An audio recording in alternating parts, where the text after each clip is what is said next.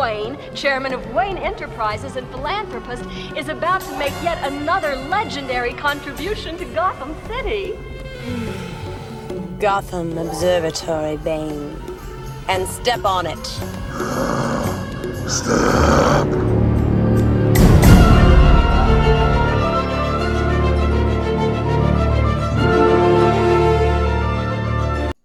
Miss, you need to stop. Out of my way, you fascist bulldog. You have to have an appointment to see Miss I don't need Wayne. an appointment.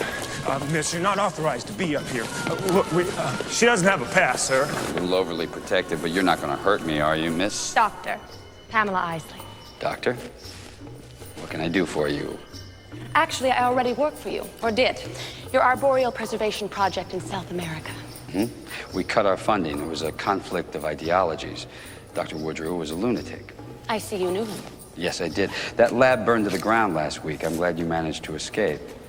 I have here a proposal showing how Wayne Enterprises can immediately cease all actions that toxify our environment. Forget the stars. Look here at the Earth, our mother, our womb. She deserves your loyalty and protection. And yet, you spoil her lands, poison her oceans, blacken her skies. You're killing her. Well, your intentions are noble, but no diesel fuel for heat, no coolants to preserve food. Millions of people would die of cold and hunger alone. Acceptable losses in the battle to save the planet. People come first, Dr. Isley. And that is the issue. People come first. Let's talk about some climate change today, some environmentalism. Let's visit some thinkers like Alex Epstein, and let's talk about how we should think about this issue. So, Alex Epstein, I'm going to focus on, and he's someone that I think does a lot of really good quality thinking on this issue. He shares similar thinking as I do, and he spends a lot of his time focusing on this issue. And I'll post some of the videos in the description for anything I mention, including Alex. So some of the most important things that he mentions is the framework for discussing the issue of climate change. And there's three things that he points out that are important to get some common agreement on, or framework to have a productive discussion. The first thing he points out is, in order to discuss climate change, before even getting into all kinds of facts and different science issues, which you can just go on forever, is to think about some of the basics preceding that conversation. Number one, the goal should be what is best for humans, and in energy, what is best for humans now and in the future. So it has to be what is best for humans as opposed to what's best for, say, keeping the surroundings untouched, or for the animals, or whatever else. And if they can't agree to that, you'll see Alex says, well, fine, then I understand, don't support energy or fossil fuels or whatever, because a lot of people will die that way, and that's what you want. Or that's your priority, I guess. Acceptable losses, as Poison Ivy said in Batman. And as Bruce Wayne said in that excerpt, he said, humans come first. And that is the issue. Humans come first. And whatever we do for our environment has to be serving the humans. And we don't want to be seeing our surroundings as something separate, where the humans are serving the surroundings. That is taking the opposite view of human flourishing, and is what I would call environmentalism. So humans are to be sacrificed to our surroundings, as opposed to as humans improving our surroundings in order to facilitate the maximum flourishing of humans. Number two, we need to look at the positives and the negatives. So you should ask someone, wouldn't you agree that we should look at both the positives and the negatives? So rather than, part of this issue is to try not to intellectually assault someone too much And sometimes I may take that more forceful tactic, but some of this goes into the don't you agree? You're asking for permission to get an agreement, in essence, on a common framework. So it'd be nice if you could just sort of assert things and demonstrate the truth, but there's two prongs to this. One is it's agreeing on the framework, but also it uses an asking approach, which also has some benefits.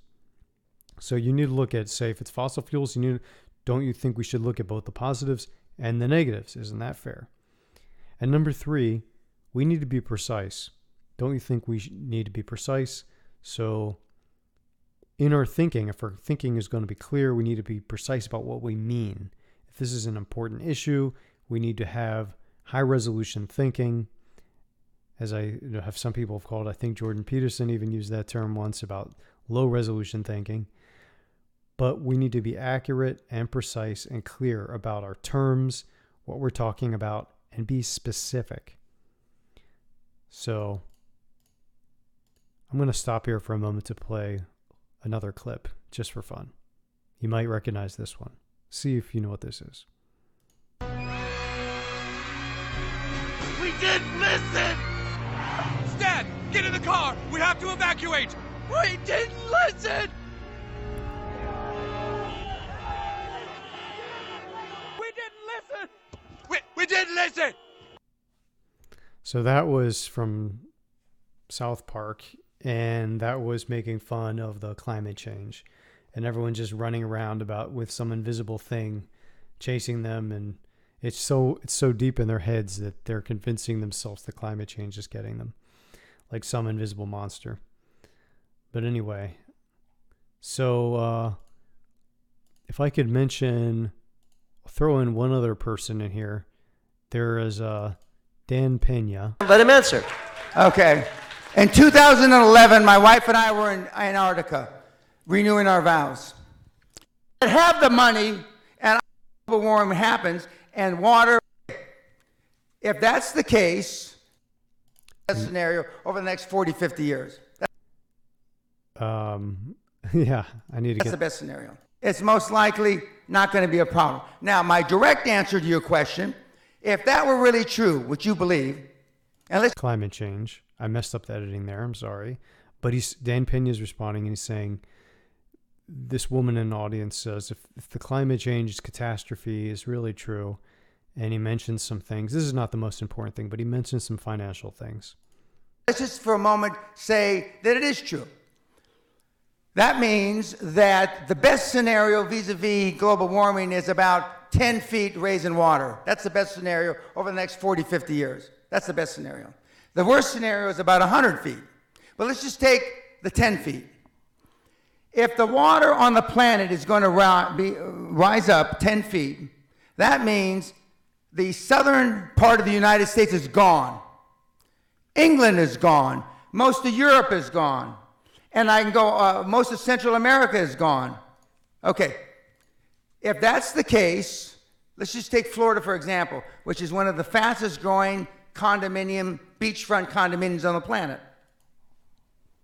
In the prospectus, when you invest, there should be, in the footnotes, if global warming is for real, they won't put it that way, global warming happens and water rises 10 feet, this investment you made is fuck all.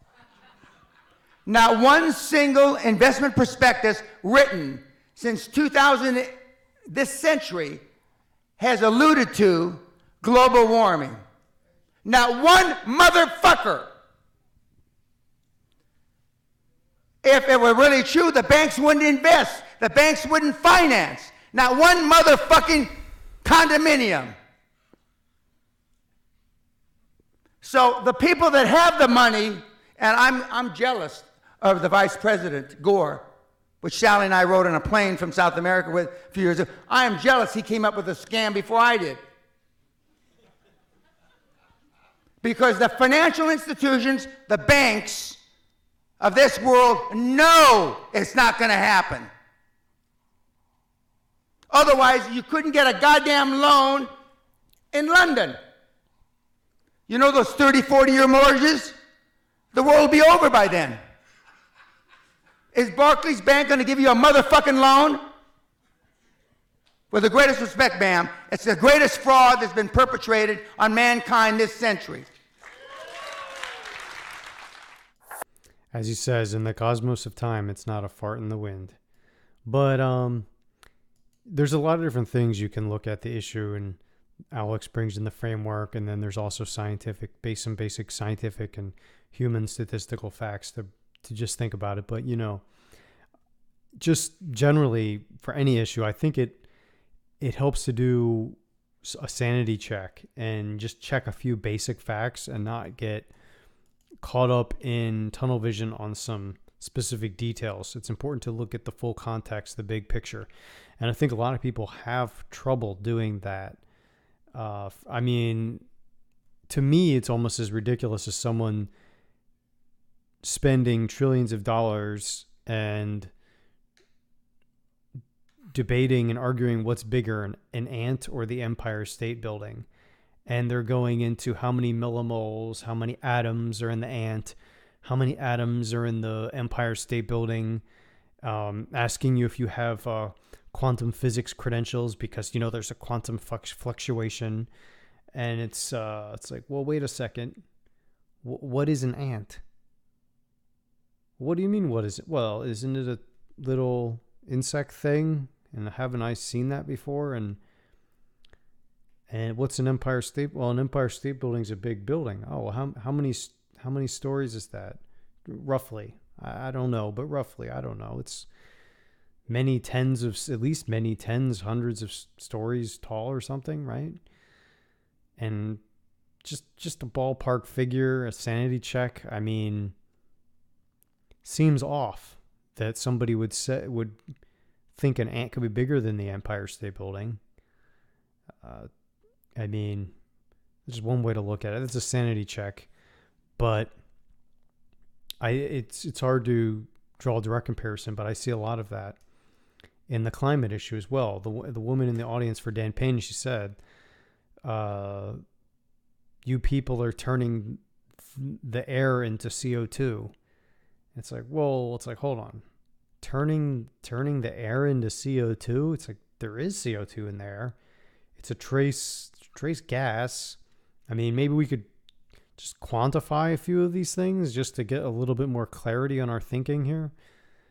And, you know, I know CO2 absorbs infrared radiation that is escaping the planet and then has a heating effect. So do many other things, such as water vapor. You know, these are just little details. And, you know, Alex goes into explaining, you know, we've studied CO2. We know it's a logarithmic effect, meaning diminishing returns and all of that. And once you've reached a certain saturation point, you know, just looking at the basic models and the basic architecture of what's going on, being able to look at the full context really helps. So anyway, reminds me of Al Gore and his inconvenient truth. And it's really laughable if you think about it, because he calls the climate change the inconvenient truth. But for him, it's an extremely convenient truth, so to speak. So what if I let Albert explain for a second?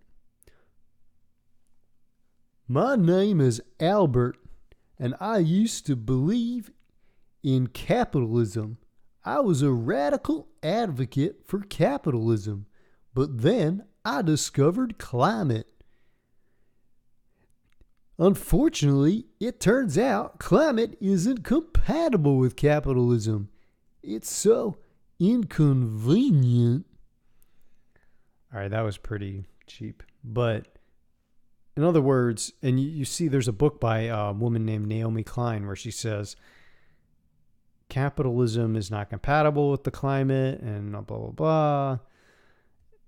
I mean, it's very laughable that these people try to play off climate as some kind of inconvenient truth when it completely is just a rationalization to justify their ideologies that they already had to begin with. It's ridiculous that anyone would think would someone fall for it looking at like that. Not to say that's in and of itself, that doesn't mean we aren't facing a catastrophe.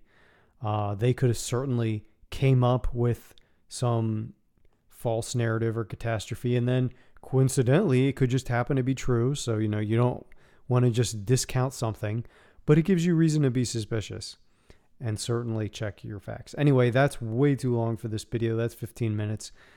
So I'm going to be trying to work on my videos, do a better job improving, but please subscribe, like, whatever, if I have some value. All right. Thank you very much. Bye.